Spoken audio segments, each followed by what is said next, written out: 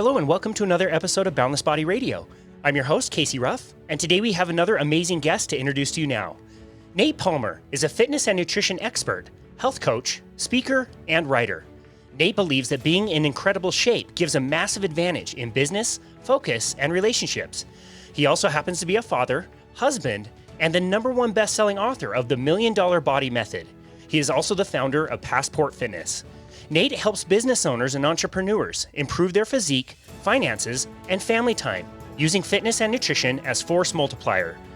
Nate's work has been popularized in media outlets such as the Huffington Post, Testosterone Nation, Ask Men, Breaking Muscle, Stack Media, and Thrive Global. Nate, it's an absolute pleasure to welcome you to Boundless Body Radio. Casey, thank you so much for having me on, man. I'm super excited. Super excited to have you on. Before we get rolling, though, I have a bone to pick with you. I'm not too happy with you getting started with this conversation. You have been transitioning your business to virtual and online for years. You knew there was going to be a pandemic, didn't you? And you didn't tell any of us. I didn't. I was like, man, I know it's coming. You know what I thought, though, Casey? I thought it was going to be a zombie apocalypse. I was like, I didn't know it was going to be like everyone's getting the cold really bad. I thought like for sure zombies were coming, and I was like, I know this is coming. I know people are going to want to work out in their houses with their TRXs so they can run away from the zombies. But I for sure thought it was going to be like Day of the Dead. So you were stocked up on like all the weapons from The Walking Dead, but you probably weren't stocked up on toilet paper. I didn't have any toilet paper, but I had 19 chainsaws and chainsaw holes in my Honda Fit, just so I could still go out and drive. That's amazing. Well, given how crazy everything is out there, you never know, that may still happen in the next week or two. So I would hang on to those things for sure. Oh man, dude. So as I was telling you before the show, I just finished your book today. It was really, really good. You did a really good job writing it. You have gone through a lot in your life. Holy cow. There were stories of car crashes and fights and getting beat up and getting robbed. Like you've been through a lot, man. I've had a tremendous life, and I'm like, I have no complaints. I feel like everything's kind of happened for a reason, to like create the stories and some of the excitement and like the passions that I have now. But man, I've been so blessed to have come through a lot of challenges with new and different outlooks on life. So I'm incredibly blessed, and I wouldn't take any of it back. I love that. That kind of attitude really shown through in the book that like, yes, you're going to face obstacles and yeah, you've gone through a lot, but you don't view them as something that brings you down. You view them as something that is going to make you more resilient, more strong, more capable in the future. And I love that lesson. Can you tell the listeners a little bit about how you got interested in fitness? Yeah. So I'll go back to one of the stories I tell in the book. Basically, when I was growing up, I was super afraid of a lot of things, scared of getting in trouble, scared of strangers, heights, snakes, all of it. And one day when I was 11, my mom went to drop my sisters off at school, and I was home by myself, and someone came to the door and knocked, and I didn't let them in, didn't know who they were. So they came around back and ended up breaking a window and sneaking in. So I was like, I know enough to know that this is bad news for me. So I ended up grabbing a steak knife out of the knife block and hiding in my room with like this rinky-dink lock on my bedroom door. Wow. And I hear the guy walk down the hallway in his big work boots and pound on my door. And I'm like, you know what? This is probably how it ends for me. But I still didn't call the police because I knew 911. But I was like, what if this is just like a contractor or one of my mom's friends that just happened to break into my house and pound on my door and scare me shitless? Like maybe I shouldn't call the police because I'll get in trouble. So like, even at that time, I was more scared of like, quote unquote, like being grounded than being murdered. Wow. So at that point I was like, you know what? I don't ever want to feel like this again, feeling completely powerless, like not to have any autonomy to do anything that like for myself. So I was like, two options here. Number one, collect knives, buy them on eBay, tell them I'm 18. So I did that. And then number two, develop like a gigantic suit of muscles and tattoos. So everyone is afraid of me and no one ever can be mean to me ever again. I think that like a lot of us think about like body image issues and like feeling like, oh, I don't feel good in my skin, I'm carrying too much weight, whatever that looks like. But it also exists on the other side of the spectrum where you still don't feel good in your skin. You still don't like how you look, but it's not because it's because you're just don't feel confident. One time these two really good looking girls in high school, like Angelique and Christina. And they were like, Angelique was like, hey, Nate, come over here. And I was like, yeah, what's up, girl? And she's like, let me see your arm. And I'm like, oh yeah, this is finally happening. Been waiting a long time for this. Finally happening. Held my arm. She goes to Christine. She goes, see, I told you my arm is bigger than his. And I was like, oh, cool. I'll just go kill myself now. Thanks so much. Wow. Wow. That's amazing. So with your body type, was it very difficult for you to gain muscle? Yeah. In fact, I went to the doctor one time because I was like, it's not like I'm working out all the time. It's not working. But my workouts were like chest and arms, biceps and triceps, left bicep and abs. Like my workouts were stupid, you know. But the doctor was like, looked at me and like did some tests and is like, hey, you're actually an exercise non-responder. It's going to be impossible for you to gain muscle. I was like, what? How dare you? So like it's always been a challenge, but I think that's also been a huge blessing for me.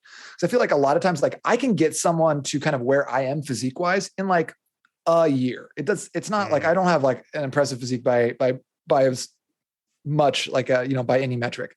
But I find that like that even though I knew that like it's going to take me longer and it doesn't seem to be like paying off as fast and I'm seeing really, really slow progress, I wouldn't not do it. Even though I knew like it was going to take me 10 times as long as the average person to get results, I still was like committed to the process. And I think that has been the lesson. Like, yes, I wanted muscles. Yes, I wanted power. Yes, I didn't want to feel that sense of like powerlessness or worthlessness that we feel when we don't like look or feel the way we want to.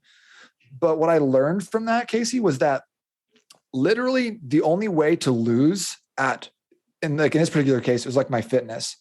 The only way to lose in life is to quit doing something. And like, if I go at this long enough, I'm going to succeed. If I build my business and I've made so many mistakes along the way, but I know that the only time I'm going to lose at this, the only time I'm going to stop getting what I want is if I stop doing it, if I quit, if I give up. Man. So my philosophy has changed from like get strong, build muscle, eat steak and have a beard to being like, listen, you can't lose if you don't quit anything. Wow.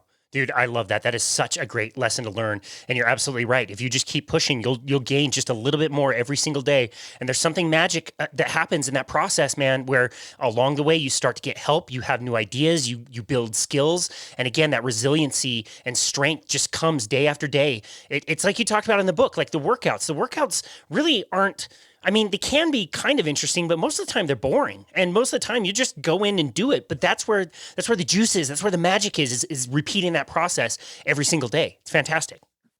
Yeah. I really feel like, like if you can get away from like the need to have brand new and different meals or workouts or quote unquote muscle confusion all the time, and you can start just focusing in on like mastery of the mundane and just like being like, hey, this is the same meal I've had. It's tacos, so it's delicious, but I've had this meal like 50 times. Great. I'm going to continue eating it. This is the same dumbbell row or incline chest press that I've done 150 times in the gym. Great. I've gotten a little bit better. I got one more rep than I did last week. That's when you start to see the actual magic. And that's the only time I really saw progress. Because I was always like, oh, I'm going to be a bodybuilder. No, I'm going to be a power lifter. No, I want to now be like, make sure I'm training like an athlete. And I think that was a big contributor to me not really making progress. There's some guys out there who can like, they look at the dumbbell rack for too long and they start gaining biceps. It was not my story, but like also I didn't do myself any favors by jumping around. So it was really the mastery of the mundane and being okay with like the basics and the boring workouts that helped me, develop some muscle, develop like the physique that I'm looking for. I love that. That's amazing. I love that you just related it to your business as well. So this is a two-part question. When did you decide that you wanted to share your message and become a trainer? And then when did you decide to branch out on your own? So I started I was going to school down at University of Arizona in Tucson, and I was getting my degree in business and psychology. And what I found was that rather than going to my classes, what I would prefer to do is I would just sit at home and I would read articles about muscle building, about nutrition, about exercise. So much so that I found my number one favorite, like archive of articles and stuff was a site called T Nation. And when I started reading through, they had archives from 1994 to like 2008 when I was reading, and I read all the articles that they had. And it was so much more interesting to me than like the degree I was getting. And so when I graduated, I was like, my dad was like, hey, you can live with me for 3 months and then you have to go somewhere else. And I was like, okay, so I'm gonna get a job. And I was like, I don't know what I'm gonna do when I grow up.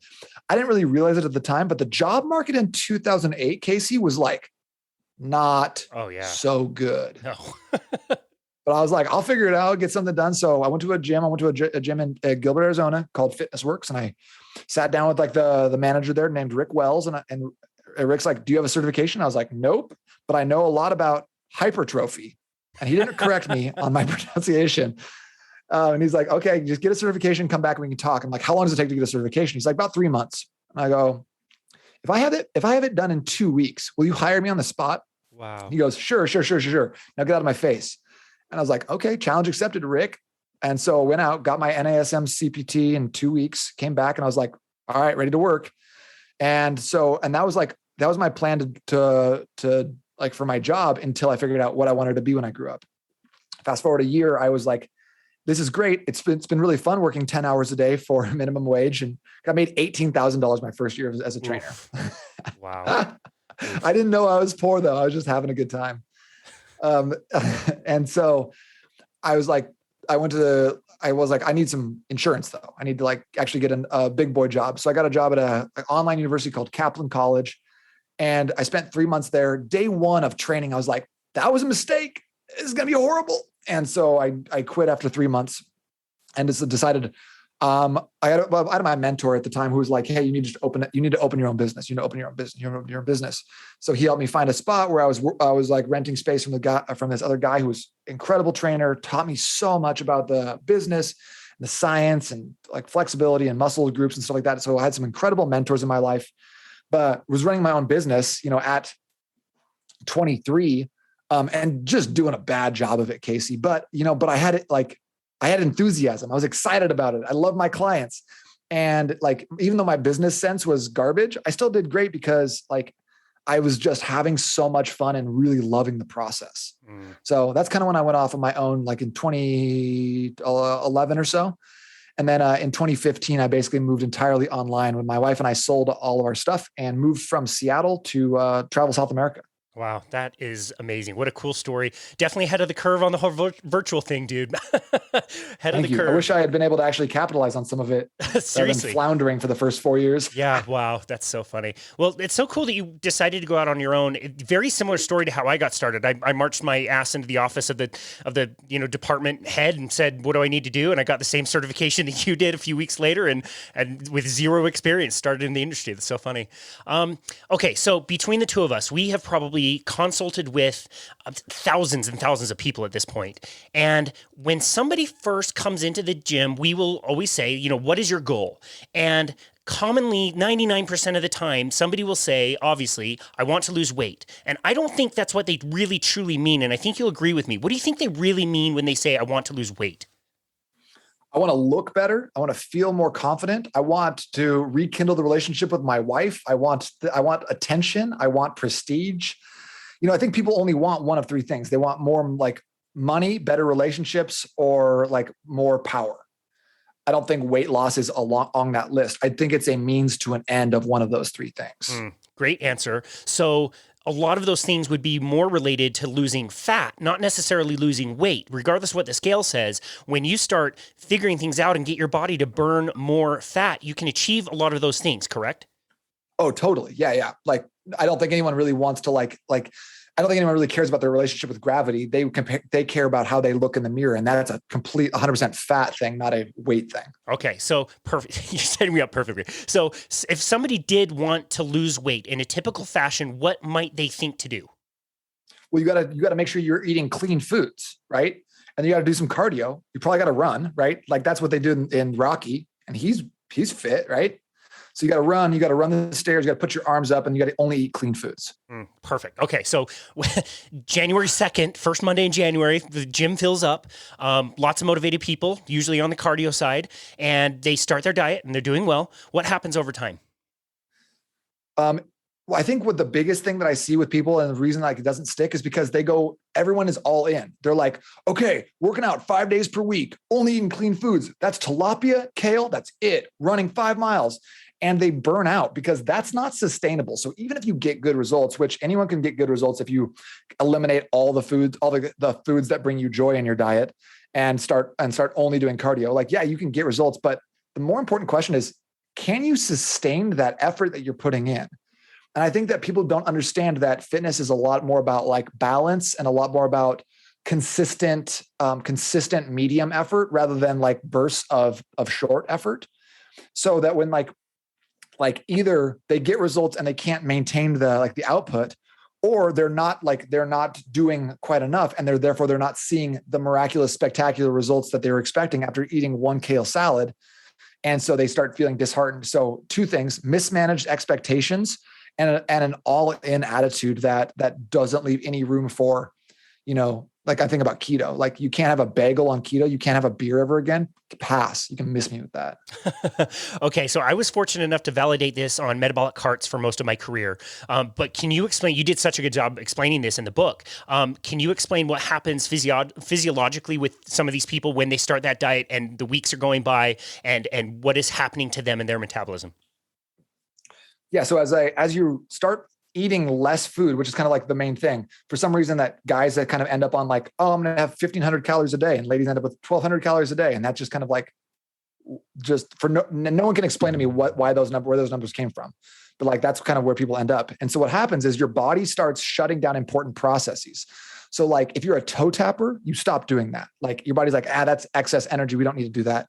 And then you'll start, like, your body temperature will cool just a little bit, just a half a degree, which, but adds up 50, 100 calories per day. And then like, your body's crazy smart. So it starts playing tricks on you. It starts being like, yo, you should just park a little bit closer. You're a little handicapped. You had leg day. And so we stop doing so much of like the non-exercise activity thermogenesis, the walking, the steps, the standing, the movement, those little things that add up to big calorie burn when you combine them over weeks or months. And so our metabolism or our metabolic rate starts dropping. So now, rather than, eating 1,200 calories and burning 2,000, our bodies now adjust it down. So we're burning like 1,500.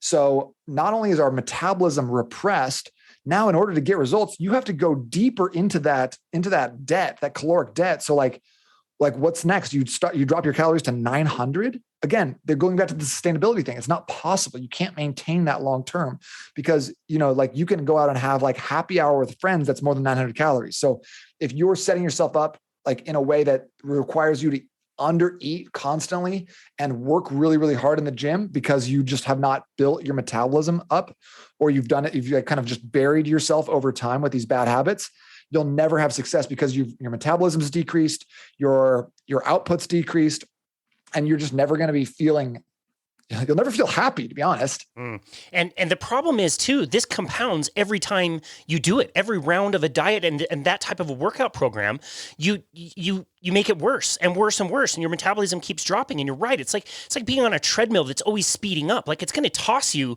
sometime, and then these poor people feel like, wow, I really suck at this. I'm a failure. I failed at this diet again. I was committed in January, like I said it was going to be. I failed in February, and it's almost like it's almost like they're blaming themselves for something that we're pushing on people so that they can do it again and again and again. It's nuts. It's bananas. Totally. And I think that like you said, it compounds them. Like, especially if you drop weight, gain weight, drop weight, gain weight, drop weight, and you're on this like metabolic roller coaster, because the body craves homeostasis. It wants to sit at one weight. And so I think I tell people, like, listen, you don't get very many 50-pound weight drops in your life. If you want to like be able to like have a reasonable, like consistent, like easy path to success, if you've done this 4 or 5 times, your path is just going to be harder. You look at the people in The Biggest Loser, they drop all this weight. It's not for the first time either.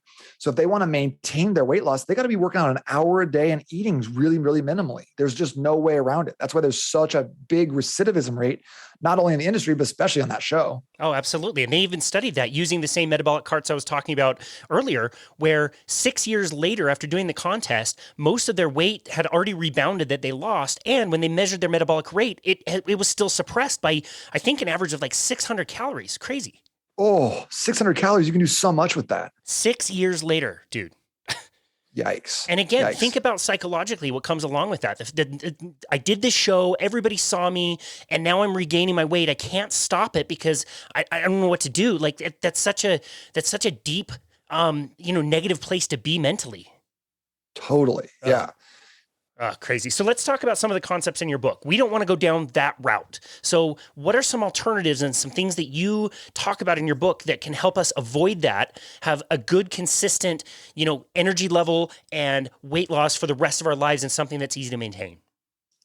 Yeah, good question. I think before we get into like the nitty gritty, I think it's important to address the mindset piece of this and where so many people go wrong. I was kind of like joking around when I said like, hey, you need to eat clean foods, like focus on the scale and go running and stuff like that. But I think that's what a lot of people go to when they think weight loss or fat loss or body composition change. But my book is kind of based around the mental piece being different. So rather than searching for the way to lose, drop, decrease, or become less in a lot of ways, we're searching for ways to gain, to grow, to build, to improve. And I think that it's easy to pay lip service to that and be like, yeah, I want to grow too. I want to make sure I'm better. But no, in every way, that needs to be the question that you ask yourself before your meals. That needs to be the question you ask yourself before your workouts. How is this helping me improve? What result do I want from this workout? What result do I want from eating lunch today? Most of us are not going to say, you know what I want to eat? You know what I want to feel after lunch today? I want to feel like shit. I want to sleep under my desk for 2 hours before I go home and have to crash on the couch for 30 minutes to watch ESPN before I can hang out with my kids. No one says that. But yet we go in and we crush burger, fries, and 2 beers. And then what do? We feel horrible the rest of the day. You have no energy. You can't get anything done. And you have no mental focus, no fortitude at all, right? And so you're setting yourself up for failure. But when we ask the question, we change the question to being, what's the best that can come out of this? How do I improve? How do I use my lunch to amplify my focus in the afternoon so I get more done, go home and have a ton of energy and enthusiasm for my family? Then it honestly, the $1 Million Body Method is great, but you can do a lot of different things and still start seeing those amazing results that you're looking for if you just change the question first. That is such a great point. You're absolutely right. If I tell somebody to drink less Diet Coke, guess what they're going to be thinking about nonstop? I wish I could have Diet Coke. Yeah, exactly. It's crazy. And you made such a good point.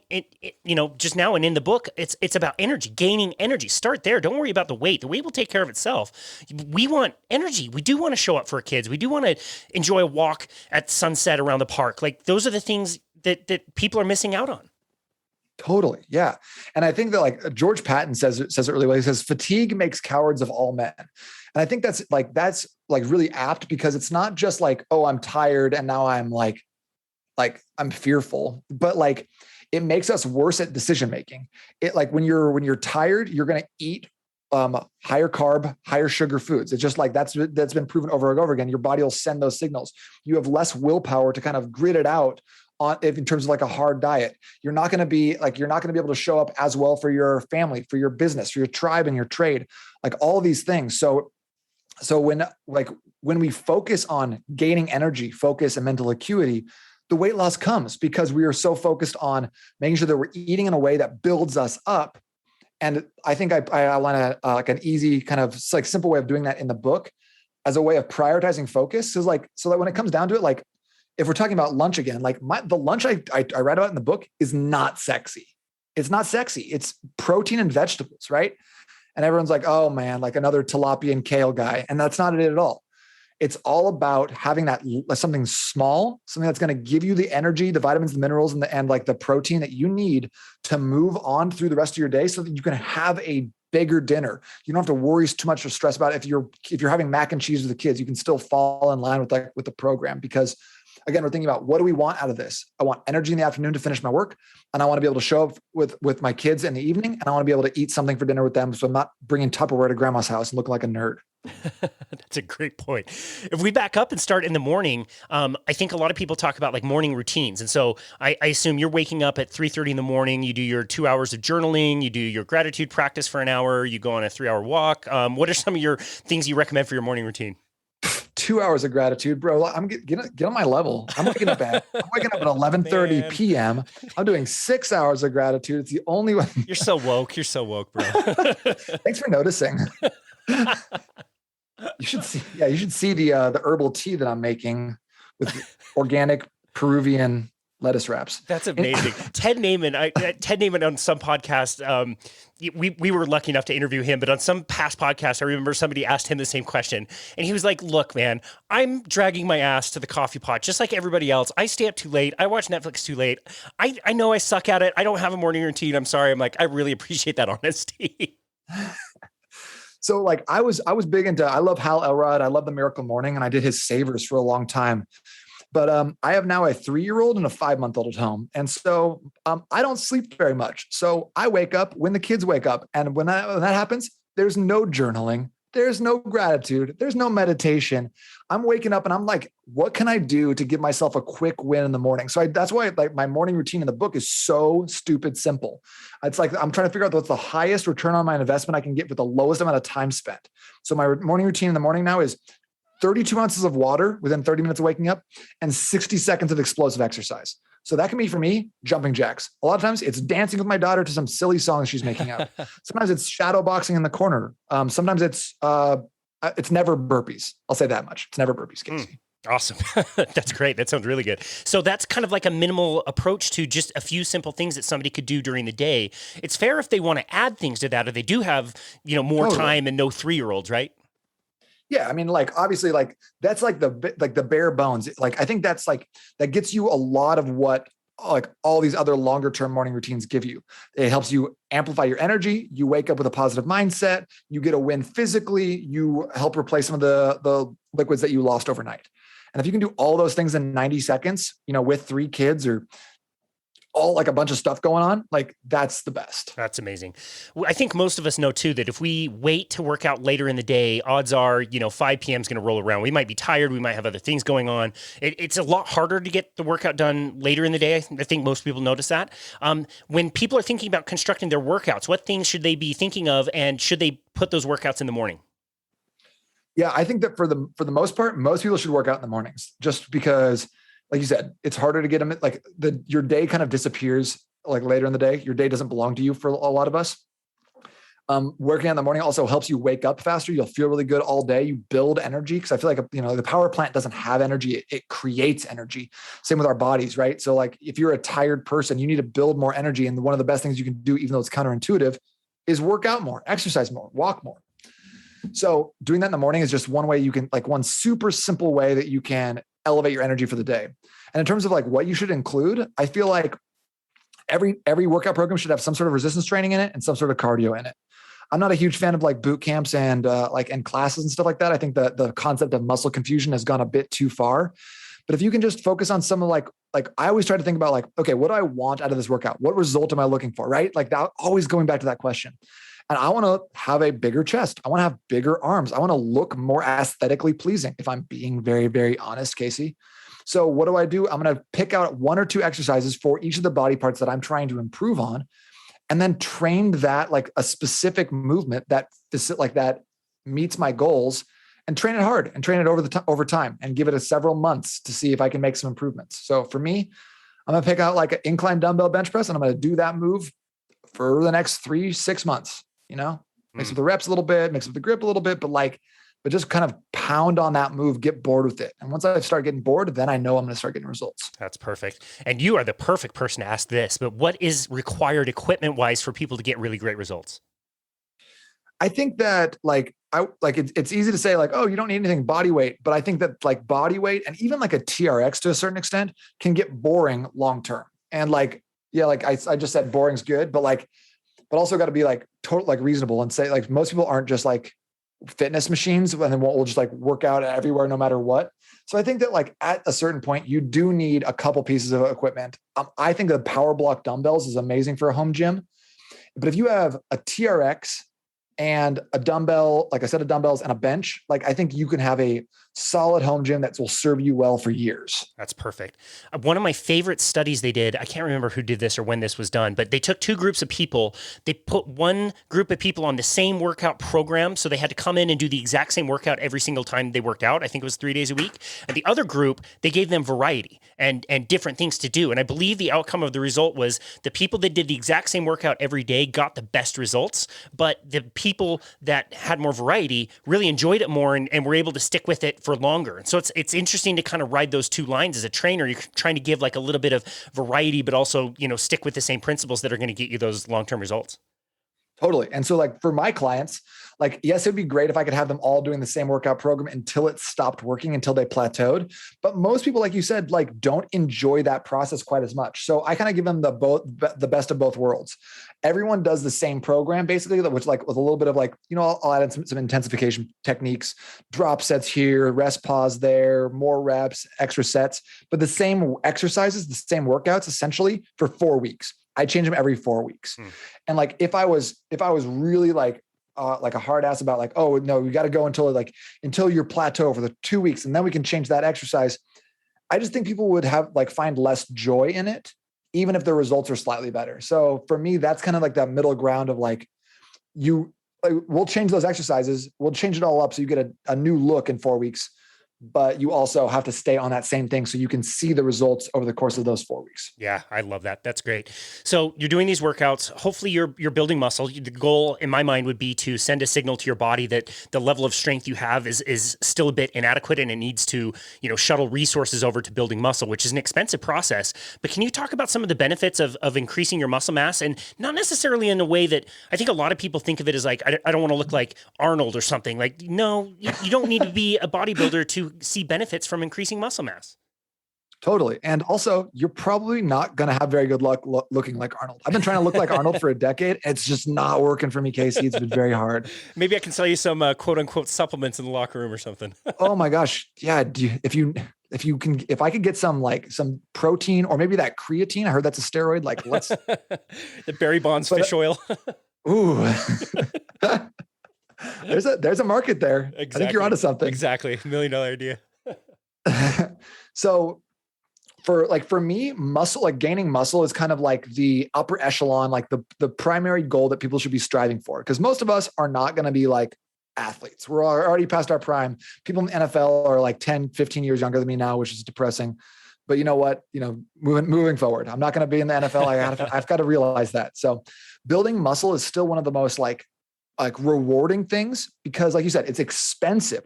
Our bodies don't want to just like go ahead and slap on a bunch of muscle. And I'm so surprised. Like when I was first starting training in 2008, I talked to people, and females were like, I don't want to get too big. And then we're like, I want to gain size. And now I talk to guys and they're like, I don't want to get too big. And I'm like, you know what? When I get in my car, I always think, man, I don't want to drive today because I want to turn into Jeff Gordon. I don't want to end up being an elite NASCAR driver. It's never going to happen like that, So I always tell people like, don't stress about it. You're not going to wake up and be like, oh no, my arms are too muscular. I look too strong. That doesn't happen. If you do feel like that, you're probably just a little too fat. Good call. So, but muscle, like going back to your actual question though, Casey, I think muscle is really, really important because it elevates your metabolic processes. Every pound of muscle you put on it can actually accommodate 11 grams of glycogen, which gives you basically 40 more calories you can utilize and absorb on a daily basis. So builds your metabolism up. And like you said, muscle's expensive. So your body's not going to just just waste it or like start using it for fuel. It's such a hard process to build it and grow it that it's like your body will maintain it long term. They did a study a while back of ex-steroid users and ex-athletes, where they measured these guys who were taking steroids or were professional athletes in their 20s, like two different groups, versus a control group who had never worked out. And then they checked these guys in their 50s or 60s to see how fast they could get results. The people who did steroids and had not done them in 30 years, and the people who were ex-athletes who hadn't really worked out in 30 years, got way faster, way better results because their muscles, the nucleus of their muscle cells, has a memory and was able to get back to its kind of original strength and size so much faster than someone trying to develop that for the first time. So muscle's expensive, but it's a huge investment. Not only does it build your metabolism up, but it also protects your joints, protects your spine, it protects your ligaments and tendons. So it helps you age gracefully. And then also there's a really important concept of you're going to look a lot better in a tank top. And that's important. Yep. I totally agree. Things like even like bone density, like your connective tissue, all of that stuff has to get strong.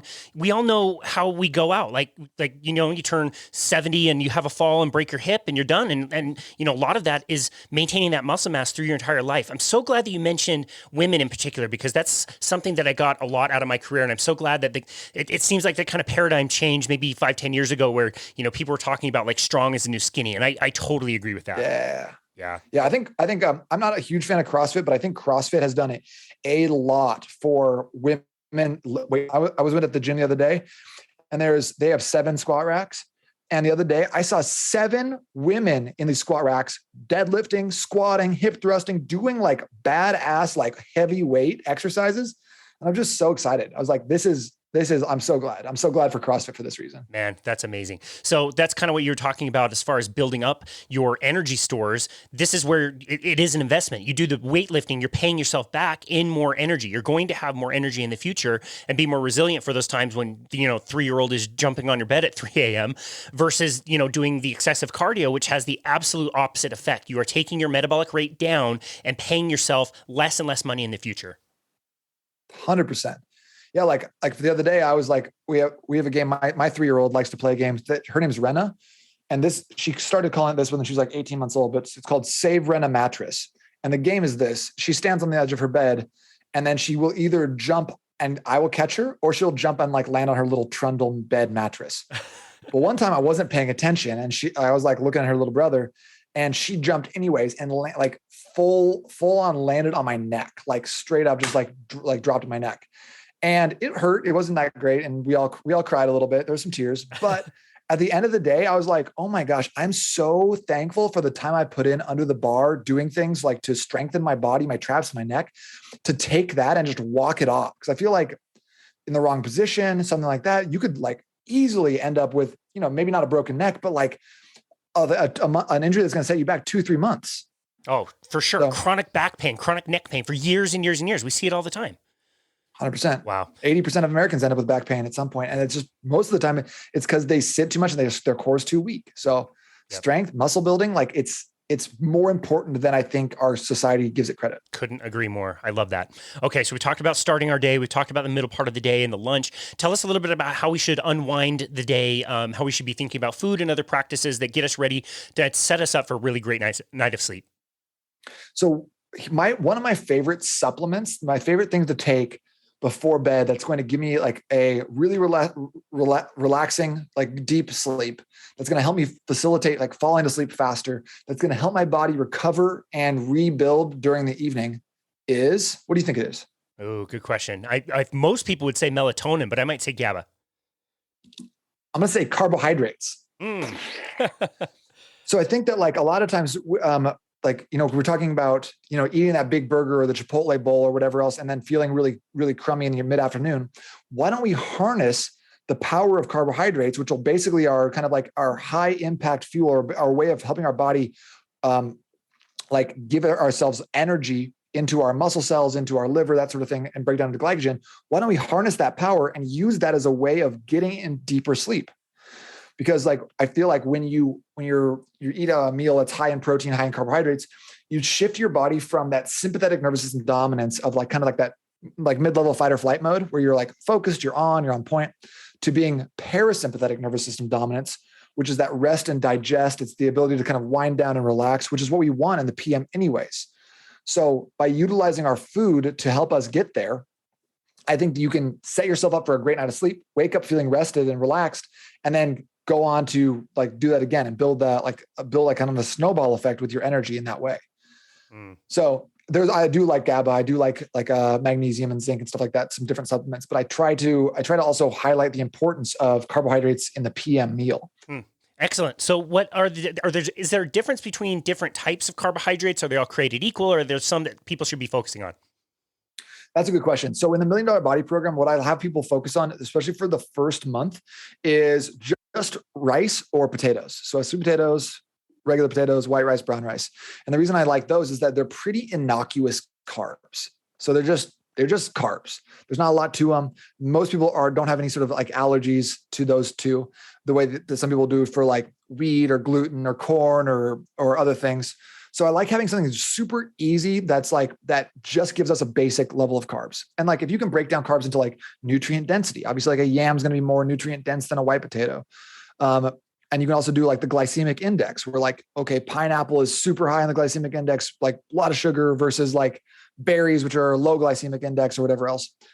But at the end of the day, I feel like, that's probably a level or two too deep for that. Most people don't even need to embark on that. I think that like that kind of ends up majoring in the minors or missing the forest for the trees, because after people go through the first phase of the $1 Million Body program, I tell them like, hey, now your next step is not necessarily like the training wheels.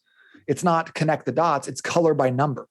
So I'm going to say for dinner, rather than having like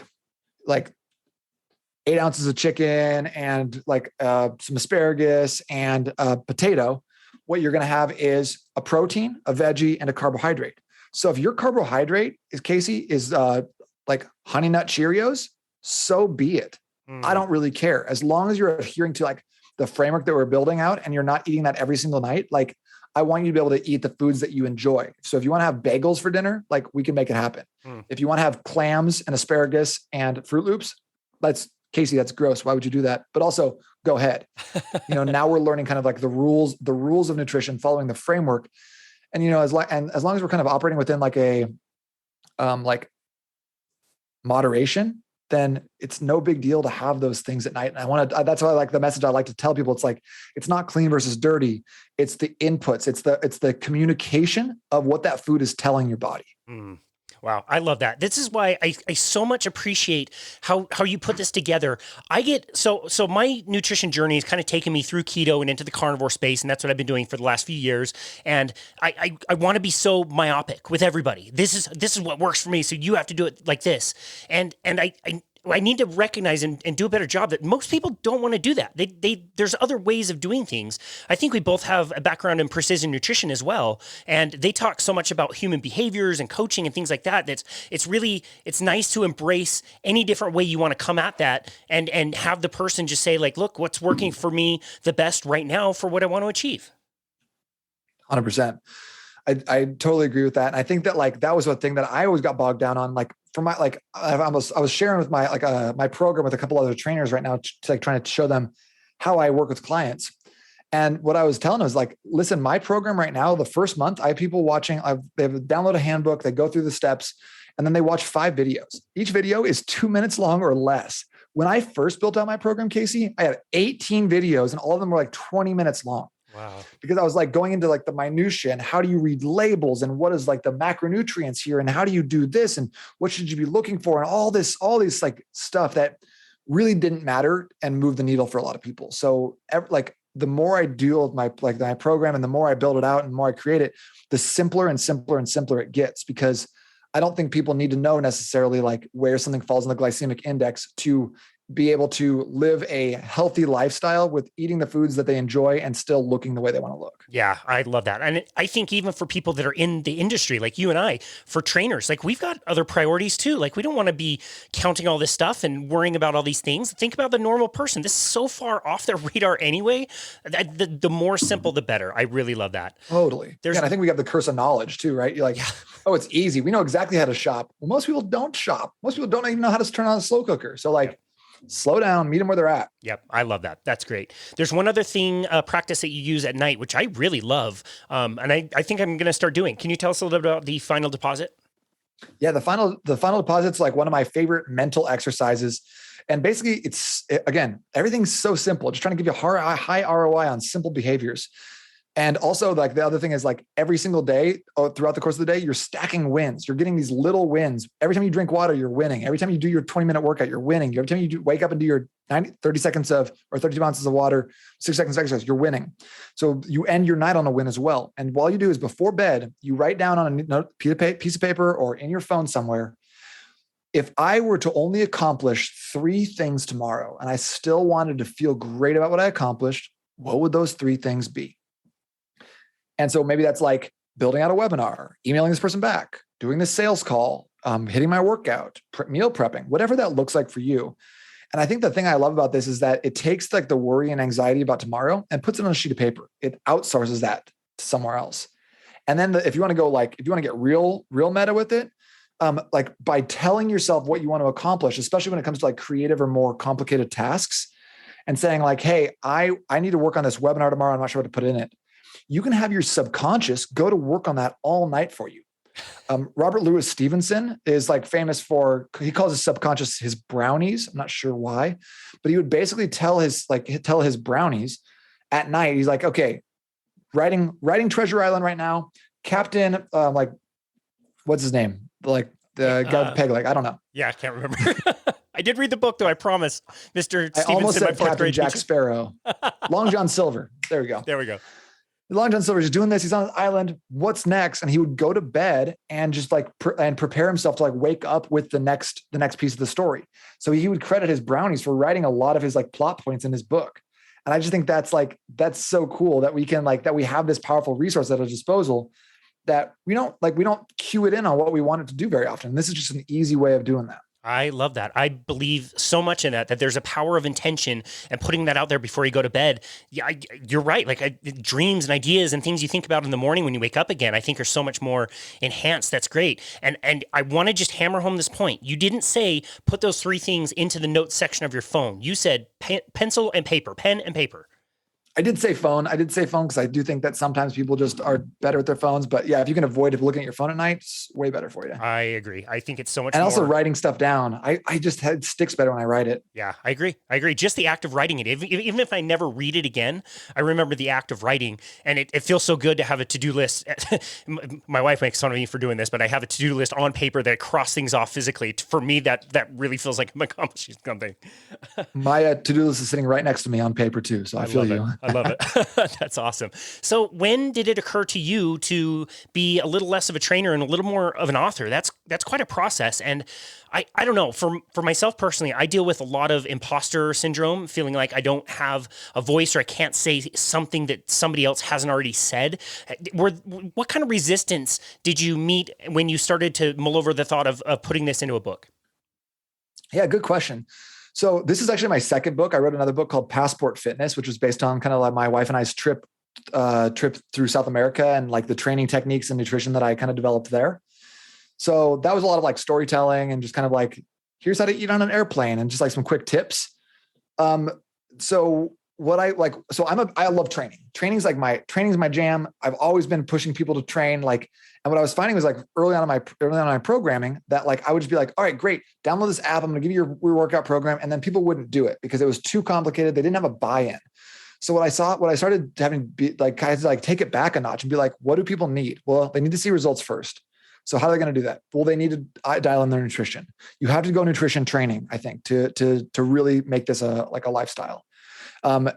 And so I was like, okay, well, I had to go back to the drawing board and like do a bunch of research and read a bunch of stuff about like nutrition and how do I get results for people who are looking for more energy and focus? Cause I think that's the most important thing. So I did a bunch of research first. I did a ton of reading, read a bunch of books. And then like, I kind of started putting together this like in 2018, this like idea based on an article I'd written for Breaking Muscle in 2014 called How to Eat for All Day Energy. And so when my clients came to me, I was like, hey, I need energy. I have a roofing company. I'm driving all day. I'm going to eat out 5 times per week. I need to lose about 30 pounds, but also I'm not going to work out and I don't care about losing weight. I just need more energy. I was like, okay, great. So I came up with I built out this program for him. And like 2 months later, he was like, oh my gosh, it's so great. I'm like, I show up for my family. I got all this energy. I'm feeling super good. Oh, and by the way, I lost 22 pounds in the last 2 months. Wow. I was like, oh, well, we might've just done something here. So from there, it was kind of this process of refining. And then like, I just kept having the same conversation over and over and over and over and over and over again. And to the point where I was like, I need to write this into a book. I need to put cause I love writing. I've always enjoyed writing. And so I feel like that's kind of something that I do well, that I think is fun. So that process was really great for me. And so it was nice to be able to now people are like, hey, what do you think about this? I go, page 46. I'll tell you exactly what I think. And so I have these assets that I can just be like, hey, check this out. It's here. Hey, look at this part. It's here. Or like So like now I don't have to answer those questions all the time because it's already written out. It exists there. So in terms of like imposter syndrome and stuff, like I always wonder like, oh, what are other coaches thinking of this? And which is interesting because no other coaches are really reading my book. It's not for other coaches. It's for these like this specific type of person. It's for entrepreneurs. It's for business owners. A lot of times it's for dads. So like maybe there's another book out there that talks about this. Nothing in my book is new news. Like everything you can go find, through Precision Nutrition, through different certain nutrition certifications, through Tom Venuto's Burn the Fat, Feed the Muscle, through all these other things. So you can glean all this information, but I don't think anywhere is it succinctly packaged up with a bow on it, like the way I've done it. And maybe if it is, maybe they don't have my attitude. Maybe they don't have my stories. Maybe people are going to vibe with me in a different way. So I'm always just trying to think about like, hey, this is not for everyone, but there's a couple people who have never heard this information displayed in this way who are going to get a lot out of it. And I'm writing for them. I love that, dude. That's fantastic. Such good advice. And the thing I like about it the most, I think, is you're right. Like you're taking all of this information that maybe you and I might nerd out on, and we'll listen to a podcast or a book on, but the normal person doesn't have time for that. They want to go be successful. And so you weeded everything out to be the most simple principles. And you've also like removed all excuses. Like everything is there. You explain everything really easily. And here's some examples of these things. And here's what carbohydrates are like. And here's how you prepare this. And here's a very simple recipe. Like it's everything somebody needs and nothing that they don't. Thank you so much for saying so. Because I feel like a lot of coaches will put out books that are like glorified sales letters. That is like, if you want actually the information in this book that you bought, you have to pay me for my coaching. And I was like, I don't know if I'm going to be in fitness and nutrition coaching forever. I don't know what the next 10 years holds. I would like this book to be something that stands alone and people can pick up in a decade, 2 decades and be like, wow, this is great. I'm going to get results from it. So yeah, thank you for saying so. Yeah, absolutely. I ask a lot of authors, is there anything you would go back and maybe change, revise, you would add or take away? And I mean, if I asked you that question, I'd expect you to say absolutely not. I think I would tweak a couple things, but nothing substantial. That's great. Oh man. So we just lived through the pandemic. We have a zombie apocalypse coming up now, apparently. When you look out at the state of what is going on, in our country, other countries, whatever, Western civilization, are you optimistic or pessimistic about what the future holds for us? I would say I'm cautiously optimistic. I feel like a lot of times, like if we get too inundated with the news and stuff and just let that like dictate our worldview, we miss a lot of like the things that have been going on. Like the world is getting better. Violent crime is down. Murders are down. Child deaths are down across the board. There's like 80% of the US or 80% of the world has access to electricity. 88% of the world has access to clean water. So like shit's getting better. And but getting better incrementally and small progress doesn't make headlines. And since we're so obsessed with clicks and views right now, the things that are going to get headlines is like shocking murder in Kenya and like, oh no, the government's at it again. Like those things are what we see and we like gravitate towards because they're like exciting and they're scary and they create sensations of fear and anger and outrage in us. And so like, I think that if you look at you take a 30,000 foot view, like a macro view of what's happening in society right now, civilization, and just like humanity as a whole, everything's becoming way better. So good. And so like, I would choose to like, I don't know anything, Tracy. I'm like the least well-versed in like, human politics or whatever else. But I think we have a choice to make. We can because none of us really know. We know what we're kind of spoon-fed by the information sources we have on hand. So we have a choice. We can either not know and be pessimistic and like have a bad attitude, or we can not know and be optimistic and have a good attitude. And I'll choose optimism every day. I love that. What a fantastic and beautiful answer. It totally happened to me. Like when the pandemic happened and we got placed on unemployment, like I got completely sucked into the news cycle. And you're right. Like you care about all these things in places you'll never see, about people you'll never even be able to help. And you get so sucked in, yet like the ducks by the lake, they don't give a shit. They're still there. Like the trees are growing, like the air is nice. And like what's happening with you right now it's not really changing. You can be happy and healthy and not really know all of the current events that are going on. I think that's great. Totally. Yeah, that's awesome. What is a challenge, or we'll call it like a proverbial mountain that you're climbing right now? What is something you're facing? Trying to sleep with a 5-month-old. Like, good answer. I think right now for me, a lot of what I talk about is business. And I think my wife's getting just about sick of it. But like for me, I'm kind of at an interesting place in my business where I'm trying to grow and expand without while still providing a great client experience, and trying to transition from that solopreneur role to more of a business owner role. So, I'm in a place of growth, which is often uncomfortable, but I'm trying to enjoy the journey. That's awesome. What's one thing you're grateful for? I am grateful for my family. I'm grateful to have a job where I can do something fun like this, where I can promote myself to author. Just be like, you know what? I'm writing a book for the next 6 weeks. That's what I'm doing. Or like go on podcasts and talk to people like yourself, Casey. Like I get to have so much fun, and no one gets to be the boss of me. Which is like something I didn't realize when I was growing up. That was like very, very important to me as in terms of like mental health and enjoyment of life. Doesn't it feel like a secret, like that nobody told you, and you're discovering it and learning like, wow, I can live this life? Like, why didn't anybody tell me? Yeah, no one put this on the job form of like options. They didn't tell us either. Tell us, if somebody were to take one thing away from this conversation, what would you want that person to take from this conversation and apply in their lives? That it's not as complicated as everyone makes it seem. I would either that or like changing your questions about what you're doing, what your results you're looking for what's going to be the biggest driver in your life. So like either don't overcomplicate things. You don't need to know like the vitamin and mineral breakdown of every food you're eating in order to get results, or figure out what you want first and then make all your decisions align with that. That's perfect. What a great way to end this conversation. This has been amazing. Lots of different tidbits for people to use. I think that's a great way to end. Keep things really simple. Nate Palmer, where would you like people to go to find you, connect your work, and get your book? You can grab the book on Amazon, or I've been actually giving it away to people who are part of the Facebook community. To join in there, you can go to n8trainingsystems.com/group to jump into the group there. That's where I post all my like high level trainings. I do reviews of like food and bars and protein and supplements, things like that. So join in the conversation. We have a great time in that group, and I'll hook you up with a free copy of the book as well. Wow, that's awesome. We will link to all of that in the show notes. Nate Palmer, author of The $1 Million Body Method, The Entrepreneur's Diet for Superhuman Focus, Rapid Fat Loss. Dude, this was awesome. When you meet somebody, you meet somebody and you know, like, this is my guy. Like, this is my bro for sure. Like, I feel like we need to hang out sometime and have a steak and beer. And I really love your message, and I love your attitude, and I know we'll change some people's lives. So thank you so much. Thank you for everything you've done, and thank you for coming on our show today.